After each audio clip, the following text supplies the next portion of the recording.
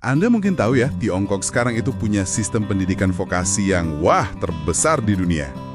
Tapi pernah nggak sih kepikiran, gimana semua ini awalnya? Dari mana mulainya? Nah, kita akan coba selami periode krusial ini antara 1840 sampai 1895. Jadi, berdasarkan riset akademis yang kita lihat bareng, dari Yang and Cheng, kita akan coba bedah gimana Tiongkok, waktu itu kan lagi krisis berat ya, ada kekalahan perang, pemberontakan di mana-mana.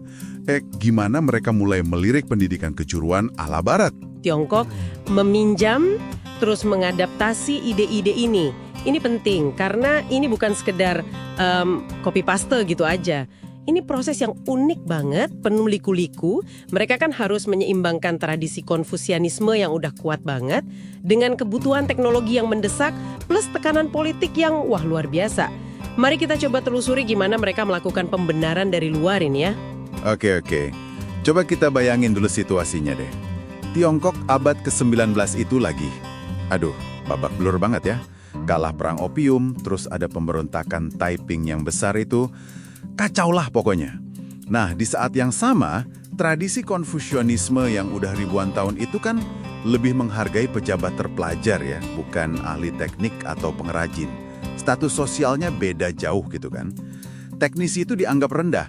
Ini pasti jadi semacam tembok budaya yang tebel banget ya. Gimana caranya mereka mulai ngenalin pendidikan yang lebih praktis gitu. Nah, ini dia menariknya. Disinilah kelihatan kecerdikan para reformis waktu itu. Tokoh-tokoh kayak Pangeran Gong, terus Li Hongzhang, mereka itu pakai strategi yang kalau pakai teori Shriver itu namanya eksternalisasi. Gampangnya gini, kalau argumen dari dalam atau dari tradisi sendiri nggak cukup kuat buat ngedorong perubahan, mereka cari pembenaran dari luar. Jadi kayak bilang, lihat deh leluhur kita yang hebat itu, atau negara tetangga yang sukses itu, ternyata punya gagasan mirip loh. Ya, ini cara yang cerdas buat mendorong perubahan yang sebenarnya cukup kontroversial saat itu. Oke, ngerti.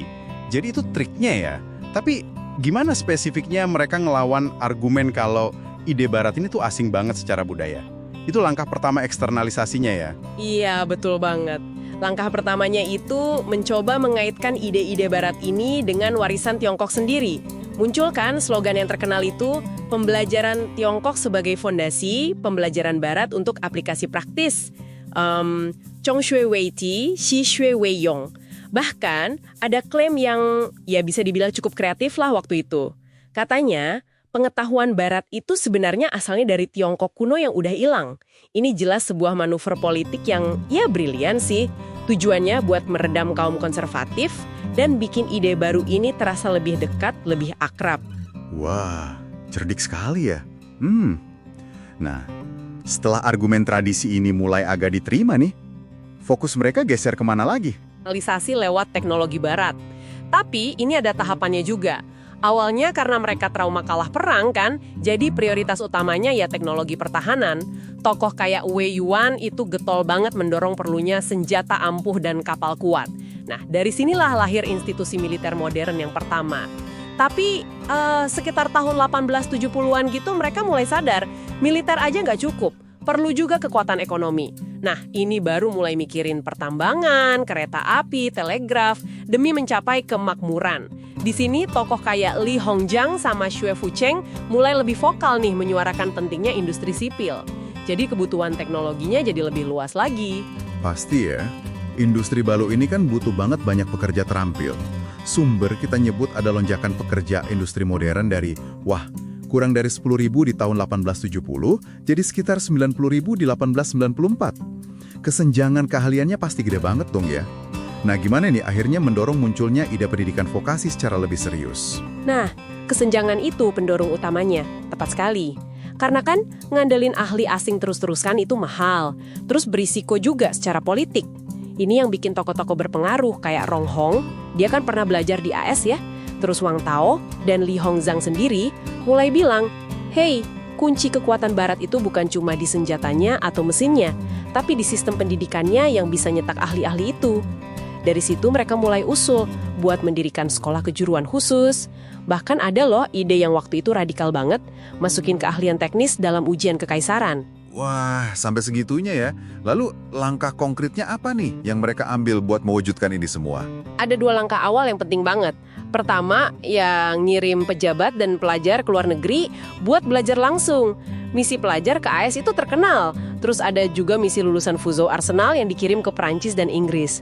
Kedua, mereka mendirikan biro penerjemahan. Contohnya di Jiangnan Manufacturing Bureau. Tugasnya ya nerjemahin buku-buku sains dan teknologi barat ke bahasa Mandarin.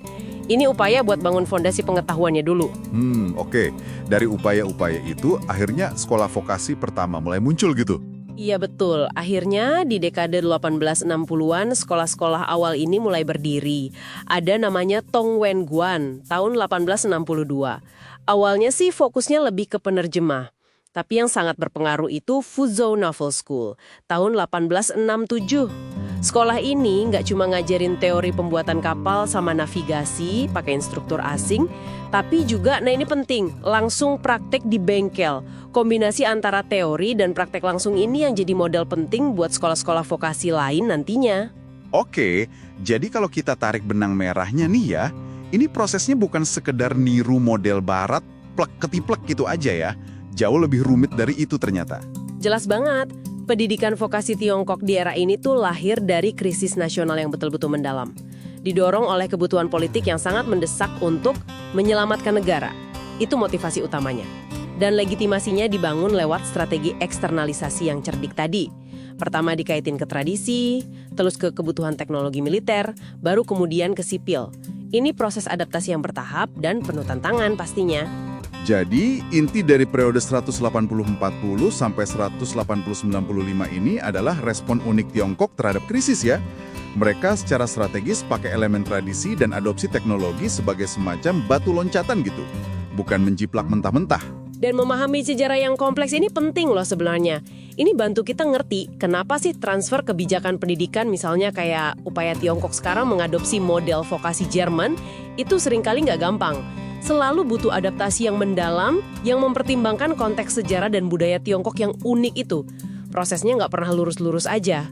Nah, ini mungkin satu pemikiran terakhir buat Anda renungkan nih. Mengingat sejarah Tiongkok yang selalu harus, ya bergulat gitu ya, memadukan tradisi sama ide dari luar di bawah tekanan, kira-kira gimana ya pendekatan mereka dalam mengadopsi inovasi global di masa depan? Misalnya, katakanlah soal kecerdasan buatan atau AI dalam pendidikan. Apakah pola historis yang sama ini akan ikut membentuk cara mereka beradaptasi? Sesuatu untuk kita pikirkan bersama.